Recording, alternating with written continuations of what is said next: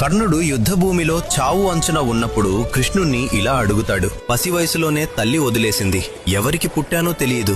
ఒకరికి సహాయం చేయబోయి రథం మట్టిలో ఇరుక్కుపోయేలా శాపం పెట్టుకున్నా. గురువు మీద ఉన్న భక్తితో ఒక కీడు పురుగు రక్తం వచ్చేలా కరిచినా లేవకుండా ఉన్నందుకు దానికి ప్రతిఫలంగా పరశురాముడు అప్పటి వరకు నేర్చుకున్న విద్య నీతో సమానుడైన వీరుడు ముందు చివరి క్షణంలో మర్చిపోతావు అని శపించాడు. బ్రాహ్మణ రూపంలో ఇంద్రుడిని నా దగ్గరికి పంపి నా కవచకుండలాలు అడిగేలా చేసింది నీవు. మరణం ఎదురుగా ఉన్న క్షణంలో కూడా నా పుణ్యాన్ని దానంగా తీసుకున్నావు. ఇంతకీ నేను చేసిన తప్పేంటి కృష్ణ అని కర్ణుడు కృష్ణుణ్ణి అడిగాడు. అప్పుడు కృష్ణుడు, చూడు కర్ణ, నేను కారాగారంలో పుట్టాను. పుట్టిన క్షణమే తల్లిదండ్రుల నుంచి దూరమయ్యాను.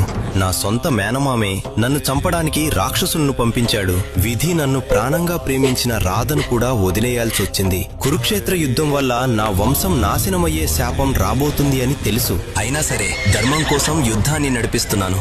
కష్టాలు అందరికీ వస్తాయి కర్ణ, కానీ మనం ఎటు నిలబడ్డామా అన్నదే మన కర్మ.